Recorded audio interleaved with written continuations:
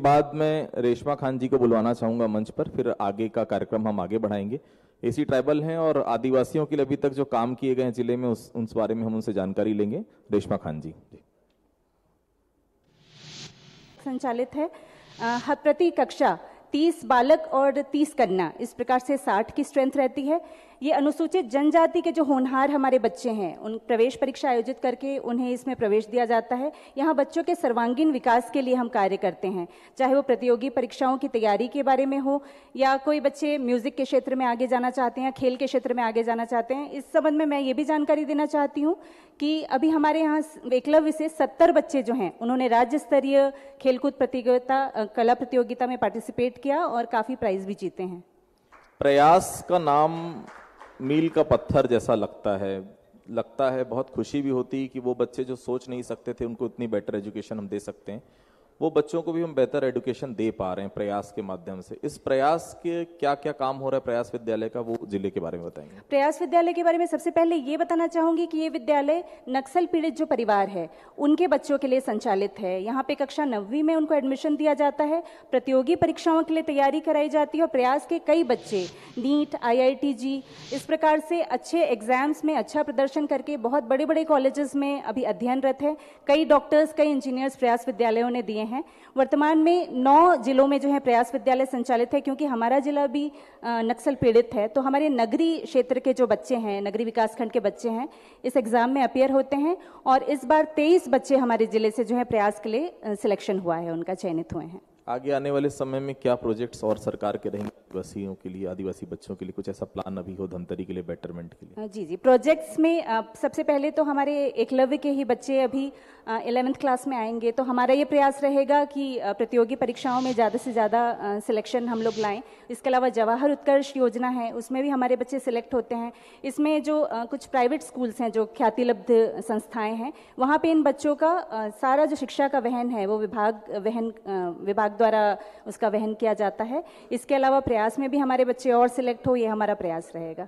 बिल्कुल, बहुत बहुत धन्यवाद हमसे बातचीत करने के लिए। तो इसके बाद मंच संचालन के लिए मैं गौरव शुक्ला को आमंत्रित करता हूं और उसके बाद फिर जितने भी लोगों ने कोविड काल के समय और बाहर छत्तीसगढ़ में धमतरी में जो बेहतर काम किया उनको हम सम्मानित भी करेंगे। इसके बाद एक मेडिकल का छोटा सा सेशन होगा गौरव शुक्ला के द्वारा, उसके बाद फिर हम सम्मान की ओर आगे बढ़ेंगे। अभी जो जानकारी हमें मुख्य अतिथियों द्वारा मिली वो काफ़ी कुछ बताने वाली है, चाहे वो रामगोपाल अग्रवाल जी द्वारा उनका वक्तव्य रहा हो जो चर्चा के दौरान उन्होंने बात कही हो, या फिर महापौर के द्वारा या फिर जिला अध्यक्ष के द्वारा जो विकास को लेकर बातें कही गई हो, वो काफ़ी कुछ विकास के दौर को बता रही है कि धमतरी कितने तेजी से विकास कर रहा है और आने वाले समय में क्या कुछ विकास के जो और अग्रसर होगा। अब हम इसी कड़ी को आगे बढ़ाते हुए हमारे अतिथियों का सम्मान करने जा रहे हैं। अब मैं मंच में बुलाना चाहूंगा रामगोपाल अग्रवाल जी को, जो मंच पर आए और अब उनका हम सम्मान करेंगे। रामगोपाल अग्रवाल जी आप आए।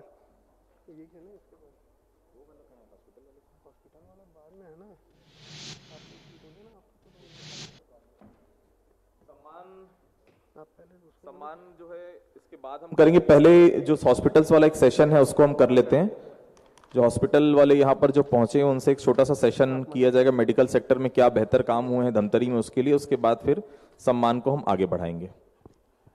मैं मेडिकल सेक्टर में जो काम हुआ है धमतरी में, चाहे वो जिला अस्पताल से लेके हो या जो CMHO के द्वारा जो काम किए गए हैं मेडिकल क्षेत्र में, मैं उसके लिए धमतरी CMHO देवेंद्र तुर्रे जी को मंच पर आमंत्रित करना चाहूंगा और साथ ही साथ जिला अस्पताल के civil surgeon UL Kaushik ji को भी मंच पर आमंत्रित करना चाहूंगा। वो हमारे साथ मौजूद आए, मंच में आए और चर्चा में शामिल हो। जी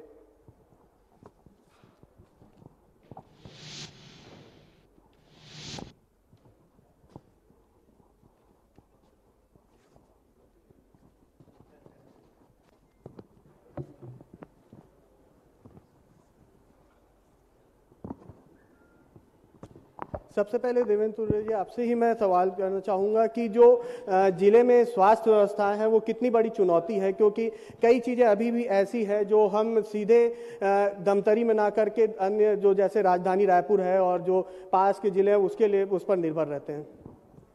जी, सबसे पहले तो ये बताना चाहूँगा कि जो हमारे कोविड काल के दौरान हमने जो 2 वर्ष तक जो हमने धमतरी जिले में विकास किया है, चाहे वो शासकीय स्वास्थ्य सेवाएं हैं या निजी संस्थाएं हैं, उन सब ने जो शासन के निर्देश हैं उसका बहुत अच्छे से अनुपालन किया। और सबसे पहले हमने अपने अस्पतालों में जो ऑक्सीजनेटेड बेड हैं, जिसको हम फ्री ऑक्सीजन सप्लाई कहते हैं, उसका हमने सर्वप्रथम निर्माण किया। इसके लिए हमारे शासकीय संस्थाओं में 5 PSA प्लांट जो 24 घंटा ऑक्सीजन का उत्पादन करते हैं और सीधे मरीज के बिस्तर तक जो है वो ऑक्सीजन हम पहुंचाते हैं। पहला तो ये था। दूसरा जो था वो जीवन रक्षक उपकरण। ये सारे जीवन रक्षक उपकरण जो है वो हमने तात्कालिक तौर पे बहुत तेज़ी से शासन ने हमें उपलब्ध कराए, जिसके कारण हमने कम से कम जो है 31,434 लोगों की हमने जान बचाई। और ये सब के कारण में हमने कोविड में जो है वो बेहतर कार्य किया। इसी के अनुरूप निजी संस्थाओं ने भी अपने संस्थाओं में शासन के निर्देशों का अनुपालन किया और उन्होंने भी अपने यहाँ प्लांट लगवाए, उन्होंने भी ऑक्सीजनेटेड बेड लगवाए और जितने भी वेंटिलेटर, कार्डियक मॉनिटर या जितने भी पल्स ऑक्सीमीटर वो सारे उपकरण उन्होंने वहाँ पर स्थापित किए। और उन्होंने भी जो है हमारे साथ बराबर में जो है वो आम जनता को सेवाएं प्रदान की। उन्होंने भी जो है वो लगभग हजारों लोगों की जो है वो जान बचाई। दूसरा, जैसा आपने कहा कि कुछ ऐसे जटिल केस आते हैं जिसके लिए हमें जो है वो टर्सरी केयर या तृतीय श्रेणी के चिकित्सालयों में हमें रिफ़र करना होता है। ये सही है, क्योंकि हमारे पास में कुछ ऐसे सुविधाएं हैं, जैसे हमें न्यूरोलॉजी की सुविधा है या हमें डायलिसिस की सुविधा है या ब्रेन से रिलेटेड कुछ ऐसे ऑपरेशंस हैं, कैंसर से रिलेटेड ऑपरेशंस है। तो इसकी जो यूनिट्स है वो सारी जो है वो तृतीय श्रेणी के अस्पताल होते हैं जो मेडिकल कॉलेज के, वहीं पर जो है वो स्थापित हो रहे हैं। लेकिन मैं आपको एक अवगत कराना चाहूँगा कि अभी हमारी छत्तीसगढ़ के द्वारा, सरकार के द्वारा प्रत्येक जिला अस्पताल में डायलिसिस यूनिट का जो है वो अभी स्थापना की जा रही है। और ये आगामी जो है वो 2 महीने के अंदर हम धमतरी जिले में ही जो है वो डायलिसिस की सुविधा आम जनता को निःशुल्क प्रदान करेंगे। रहा सवाल कैंसर या न्यूरोलॉजिस्ट की, उसके लिए हमें अभी भी जो है वो, और कैंसर, ये 3 चीज़ों के लिए हमें अभी भी मेडिकल कॉलेजों के लिए भेजना होगा। आपने जैसे कोरोना की बात की, कोरोना काफ़ी जटिल रहा सभी के लिए, देश के साथ प्रदेश के लिए भी रहा। क्या कुछ ऐसी चीज़ें हैं जो अभी आपको जिले के लिए सबसे अधिक आवश्यकता लगती है जिसकी? नहीं, कोरोना को लेकर या किसी भी प्रकार के उससे होने वाले जो संक्रमण या उससे होने वाले जो भी तकलीफ है या उसके कॉम्प्लिकेशंस हैं, उसके लिए हमें किसी भी प्रकार की उपकरण, औषधियाँ या किसी प्रकार की जो है वो आईसीयू की आवश्यकता नहीं है। वो हमने पहले से स्थापित करके रखा हुआ है। और अगर जो है अभी आने वाले समय में अगर ऐसी स्थिति उत्पन्न होती है, कोरोना के मरीज आते हैं, तो हम उन्हें समुचित स्वास्थ्य सुविधा निरंतर उपलब्ध करा सकते हैं। हम सक्षम हैं। धन्यवाद आपका। अब मैं आपसे बात करना चाहूँगा युगल कौशिक जी, आप जिला अस्पताल में सिविल सर्जन है, कितनी बड़ी भूमिका है जिला अस्पताल की धमतरी में? क्या कुछ कहना चाहेंगे आप जिला अस्पताल की व्यवस्थाओं को लेके, और जो मरीज हैं उनको लेके आप क्या कहना चाहेंगे? बहुत बहुत धन्यवाद।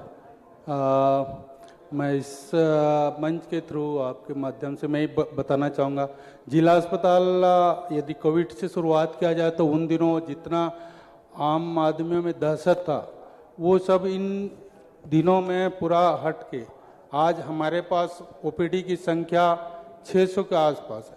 पूरे जिले, हमारा जिले के अलावा अगल बगल 3-4 जिला और वहाँ के मरीज आते हैं और लाभान्वित हो रहे हैं। आईपीडी अंतः रोगी जो भर्ती होते हैं वो 60 से 65 के बीच डेली का है।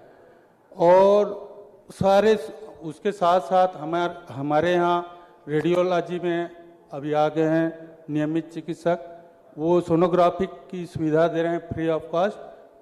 महिलाओं को, गर्भवती महिलाओं को जिनको पहले हमारे पास सुविधा नहीं थी, उनको बाहर हायर करके हमने सुविधा प्रदान करते थे, वो आज फ्री ऑफ कॉस्ट हमारे जिला अस्पताल में हो रहा है। अभी निकट भविष्य में जैसे सीएमओ साहब ने बताया कि डायलिसिस यूनिट भी 1-2 महीने के भीतर अभी होने वाला, वो चालू है कार्य, वो तो 2 महीने बाद यहाँ की जनता को और आसपास के जिले के जो भी लाभान्वित मरीज हैं उनको हम फ्री ऑफ कॉस्ट डायलिसिस भी चालू करने वाले हैं। और उसी तहत में राज्य शासन की मंशा अनुसार कोविड की यदि संभावना यदि होती है तो यदि हालांकि टेस्टिंग सब हो रहा है, वैक्सीनेशन भी हमारे यहाँ शुरू है और सब सुचारू रूप से चल रहा है। यदि कोई विकट स्थिति आती है तो उसके लिए निपटने के लिए हम लोग सब तैयार हैं, पूरी व्यवस्थाएं हैं, हमारे पास उपकरण हैं जैसे सर ने बताया। और ट्रामा यूनिट के लिए भी एक शासन स्तर पे जो प्लानिंग की गई है उसकी रूपरेखा दे करके हमने राज्य शासन को प्रारूप भेजा है प्रतिवेदन को। तो इस तरह से अभी वर्तमान में स्थिति को 2 साल के पहले अभी के बहुत ही स्थिति सामंजस्य और अपने परिस्थिति वश है। आपने एक बात कही कि धमतरी जिले के अलावा आसपास के जिलों से भी मरीज यहाँ पहुँचते हैं, तो वो भी एक काफ़ी चुनौतीपूर्ण बात रहती होगी, क्योंकि लगातार धमतरी जिले के ओपीडीज भी रहते हैं जो मरीज आते हैं। उसके बाद अन्य जिलों से जो मरीज आते हैं उन्हें क्या यहाँ की स्वास्थ्य व्यवस्था अच्छी लगती है या फिर वहाँ व्यवस्थाएं नहीं हो पाती जिसके कारण वो यहाँ धमतरी में जिला अस्पताल में आके अपना इलाज कराते हैं? हाँ, इसमें कहना चाहूँगा स्वाभाविक है, मेरे हॉस्पिटल के उन चिकित्सकों का इसमें योगदान है जो कुशलता से उनका इलाज कर रहे हैं, उनके ऊपर उनका विश्वास होगा। और इसी कारण सराउंडेड डिस्ट्रिक्ट के मरीज हमारे यहाँ आते हैं बटने चल। आप दोनों का ही बहुत धन्यवाद जो आपने स्वास्थ्य को लेके एक खास ही बातचीत जो है हमारे साथ की, और धमतरी जिले में जो स्वास्थ्य के क्षेत्र में विकास होना है और जो चीज़ें यहाँ आनी है और जो कोरोना जो अभी फिर से एक बार तेजी से फैल रहा है उसे लेके जो तैयारियां है उसके बारे में जो जानकारी दी उसके लिए आप दोनों का बहुत धन्यवाद। धन्यवाद।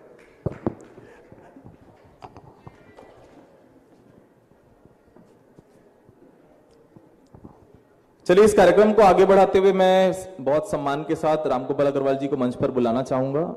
एसपी साहब प्रशांत ठाकुर जी, कलेक्टर साहब पीएस सलमान साहब, शरद लोहाना जी, दिवंगन साहब, आप सभी लोग मंच पर आइए। जितने लोग ने बेहतर काम किया धमतरी के लिए उन सबको ससम्मान यहाँ पर हम मोमेंटो देकर उनका सम्मान करेंगे।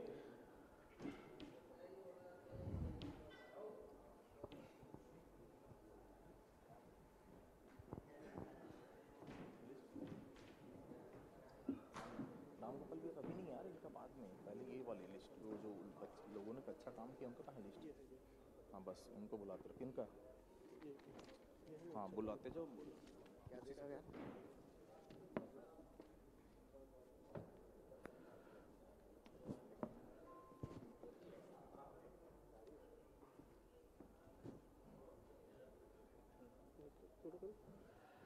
धमतरी के अलग अलग संस्था, समाज और ऐसे युवा जिन्होंने धमतरी के नाम को, धमतरी जिले को आगे बढ़ाने में अहम भूमिका निभाई है, आज बंसल न्यूज़ उन सभी सम्मानियों का सम्मान करना चाहता है।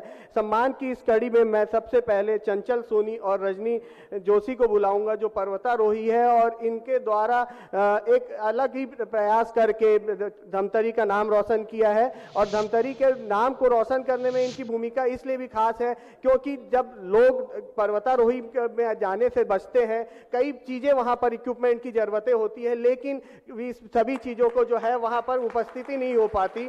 तो एक बड़ा चैलेंज जो है इनके बीच में रहता है। खासकर चंचल सोनी की यदि हम बात करें तो वो अपनी दिव्यांगता के बावजूद जो है पर्वतारोही में अपना मकाम काबिल किया है और लोगों को जो है वो सम्मान अपना एक छत्तीसगढ़ का, अपने परिवार का नाम रोशन किया है। तो आइए हम चंचल सोनी के साथ साथ रजनी जोशी का सम्मान करते हैं अपने अतिथियों के साथ।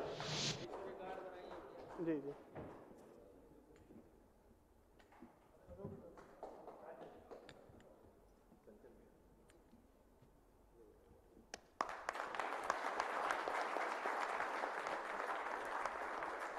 कहते हैं ना, कुछ कर गुजरने की यदि सोच ले तो कोई भी बड़ी से बड़ी चीजें उसके सामने टिक नहीं पाती, उसको उस चीज को चरितार्थ करती ये बात जो है वो सामने चंचल सोनी ने रखी है। और इसके साथ ही साथ रजनी जोशी भी जो है, उन्होंने भी जो है एक बड़ा नाम रोशन किया है छत्तीसगढ़ का, हम उनका भी सम्मान करवाना चाहेंगे। एक सम्मान है जो उनको और प्रेरित करेगा कि वो आगे अपना और अपने परिवार के साथ साथ छत्तीसगढ़ का नाम रोशन करें।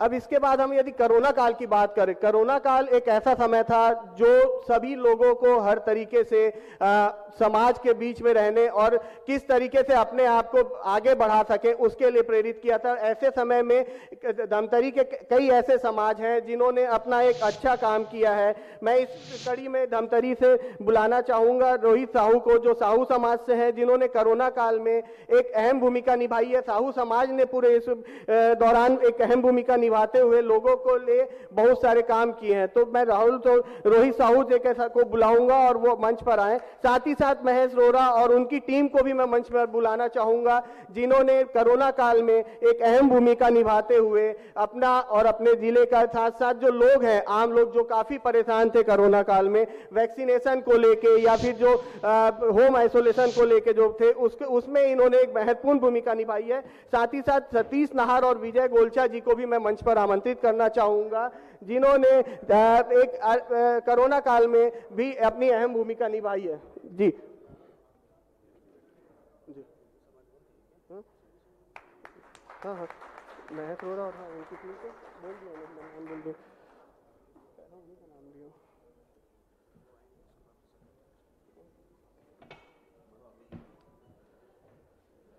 अब मैं इसके बाद सतीश नाहर जी और विजय गोलचा जी जैन समाज से जो हैं उन्हें मंच पर आमंत्रित करना चाहूंगा कि वो मंच पर आए और अपने समाज के द्वारा, जैन समाज के द्वारा जो किए गए कार्य हैं कोरोना काल में, उसके लिए उनका सम्मान किया जा रहा है। जी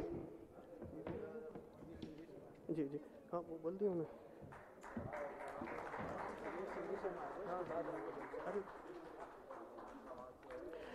ये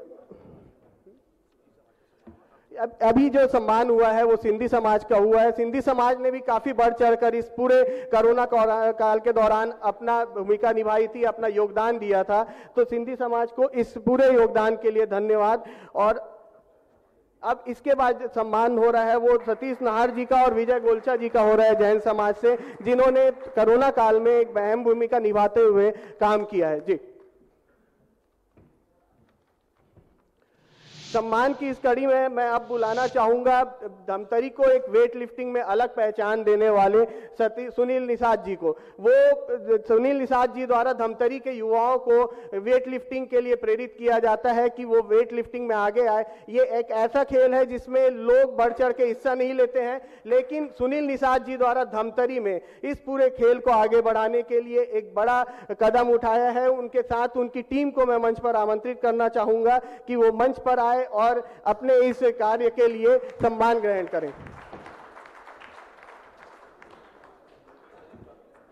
पूरी टीम भी मंच पर आए ताकि एक सम्मान उनका भी हो और साथ ही साथ पूरे इस खेल का भी हो।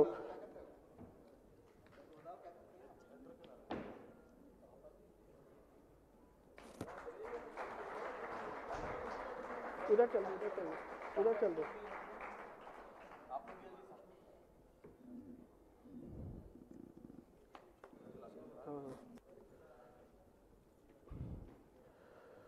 सम्मान शायद लोगों को और अपने कार्य को आगे करने के लिए प्रेरित करता है।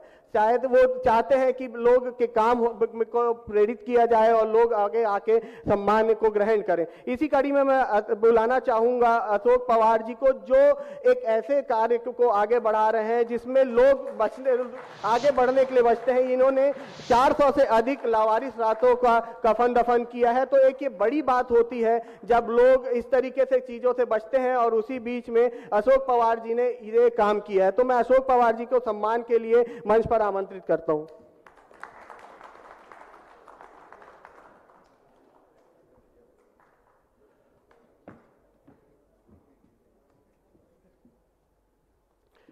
पर्यावरण को बचाने के लिए लोग यूं तो कई जतन करते हैं, लेकिन वो जतन कहीं काम नहीं आता। कई बार ऐसा रहता है कि लोग पेड़ तो लगा देते हैं लेकिन उनका रख रखाव नहीं करते हैं। हमारे बीच एक ऐसे शख्स हैं जिन्होंने एएसआई के पद पर रहते हुए वृक्षारोपण का कार्य किया, शत्रुघ्न पांडे जी, जिन्होंने 1000 से अधिक पौधे लगाए हैं। जिस थाने में वो रहे हैं या जहां पर भी वो पदस्थ रहे हैं, उन्होंने हैं जहां विकास पर चर्चा लगातार जारी है और सम्मान समारोह इस वक्त हो रहा है। प्लान्स आप लेकर आएंगे। आप सबको मेरी नमस्कार। छत्तीसगढ़ शासन की जो भी योजनाएं हैं उसको हमारी टीम बेहतर ढंग से क्रियान्वयन कर रही है और हम लोगों ने अभी आने वाला समय के लिए काफ़ी कार्य योजना बनाई है। खास करके जो अभी अग्रवाल साहब ने अभी आप लोगों के सामने बताया ही है कि एक तो हम लोगों ने जैसे ही मैंने ज्वाइन किया तब से बाईपास को और जो रायपुर धमतरी रोड है इसके पीछे लगा हुआ था और काफ़ी कुछ बन गया है। इसके साथ साथ जितने भी एडीबी की सड़कें चल रही हैं उसको तेज़ी से हम लोग काम कर रहे हैं ताकि आम जनता को सुविधा हो। इसके अतिरिक्त हम लोगों ने हमारे जितने भी जनप्रतिनिधि हैं उनके माध्यम से हम शासन को प्लान प्रेषित किए हुए हैं कि कैसे हमारे ज़िले को पहले आगे बढ़ाएं। उसमें खासकर कि सड़कों का विकास है, नहरों की टूट फूट की बात है, शिक्षा की बात है, नए ज़िले अस्पताल को कैसे सुधारना है या नया जिला अस्पताल कैसे खोलना है, उसकी नई बिल्डिंग कैसे बनानी है, इस तरह की बातें हैं खासकर का। और जो पर्यटन के क्षेत्र में काफ़ी संभावनाएं हैं, उसमें जो रविशंकर जलाशय है उसमें मैं बताना चाहता हूं कि शासन ने सी पोर्ट का प्रस्ताव हमसे मांगा है और हमने भेजा है उसको। मतलब जो कोरबा जिले के सतरेंगा से हवाई जहाज उड़ेगी और रायपुर के एयरपोर्ट में उतरने के बाद पुनः ये धमतरी की एयरपोर्ट में धमतरी के जो रविशंकर जलाशय का सी पोर्ट में उतरेगी। इस तरह का प्लान शासन ने हमसे मांगा है और हमने भेजा है। तो ये छत्तीसगढ़ शासन की एक महत्वपूर्ण प्लान है, योजना है जो धमतरी जिले के लिए सौगात होगी और जो पर्यटन क्षेत्र में अच्छा फ्यूचर के लिए होगी। दूसरी जो सिहावा है वहाँ पर पर्यटन के लिए पर्यटन हब बनाने का हम लोगों ने प्लान भेजा हुआ है और उसमें होटल मोटल और सप्त ऋषियों का स्थल है जो रामगवन वनगमन पथ है, उसमें भी प्लान भेजा है। और उसी के तारतम्य में अभी राजिम से लेकर पूरा जो क्षेत्र है उसमें वनगमन पथ में आप लोगों ने देखा होगा, में राम वनगमन पथ का साइनेज लगाया है। और कल ही एक हमारे विधायक सिहावा हैं, उसने एक बड़ी गेट सिहावा के प्रवेश स्थल पे लगाया है। तो शासन की सारी योजनाएं हैं जो हम लोगों ने बेहतरीन ढंग से इम्प्लीमेंट कर रहे हैं, चाहे उसमें आम जनता की सहयोग हो या जनप्रतिनिधियों का सहयोग हो, और हमारी टीम है वो अच्छे से काम कर रही है। बीच बीच में हम लोग गणमान्य नागरिकों से भी सुझाव लेते रहते हैं, कार्यकर्ताओं जो शासन के जनप्रतिनिधियों कार्यकर्ताओं हैं उनसे भी सुझाव लेते हैं ताकि आम जनता की जो मांग है या उनकी भावनाएं हैं उसको हम शासन तक पहुंचाएं और शासन उनके अनुरूप योजना बना के जिले में उसको परिणति दे सकें। बंसल न्यूज़ के इस कार्यक्रम में बहुत बहुत धन्यवाद। आप लोगों ने हमारे जनप्रतिनिधियों को, जिलाधिकारियों को सुना है और आपके माध्यम से पूरे जिले में योजनाओं का जो क्रियान्वयन है वो जाएगी। इसके लिए बहुत बहुत धन्यवाद।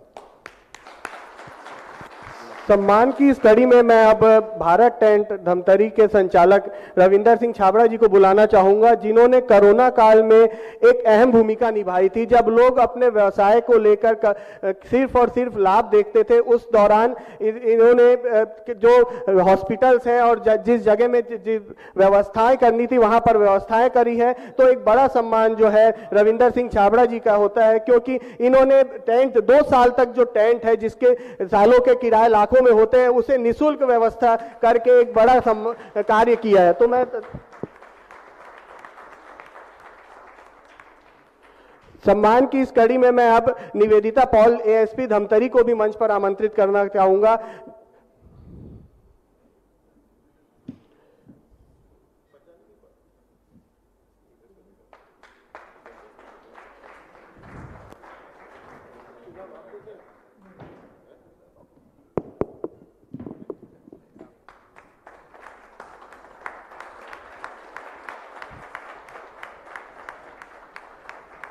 जिले में प्रशासनिक व्यवस्था के संचालन में अहम भूमिका कलेक्टर की होती है और इसके पूरी भूमिका को अच्छे तरीके से निभाने के लिए collector Dhamtari collector PS Elma ji का भी एक सम्मान बंसल न्यूज करना चाहता है। तो मैं बंसल न्यूज के स्टेट हेड के साथ साथ रामगोपाल अग्रवाल जी से कहूंगा कि वो कलेक्टर पीएल एल्मा जी का सम्मान करें।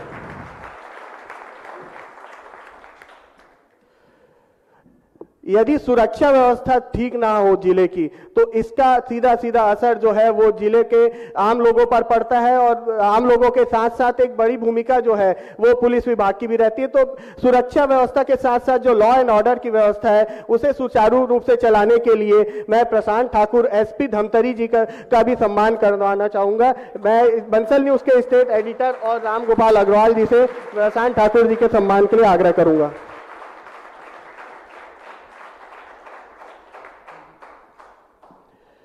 शरद लोहाना जो कांग्रेस के जिला अध्यक्ष है उनका भी सम्मान बंसल न्यूज करना चाहता है। मैं स्टेट हेड से निवेदन करूंगा कि वो शरद लोहाना जी का सम्मान करें।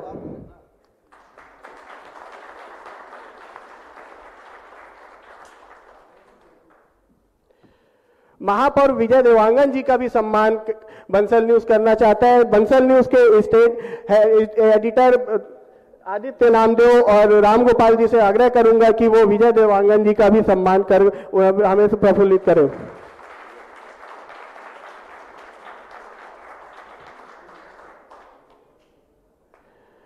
आज के इस कार्यक्रम धना धमतरी को सफल बनाने के लिए कई बड़ी हस्तियां हमारे बीच में थी। उनमें से एक है हम नीलम चंद्राकर जी। बंसल न्यूज नीलम चंद्राकर जी का भी सम्मान करना चाहता है, तो कृपया वो मंच पर आएं और सम्मान ग्रहण करें।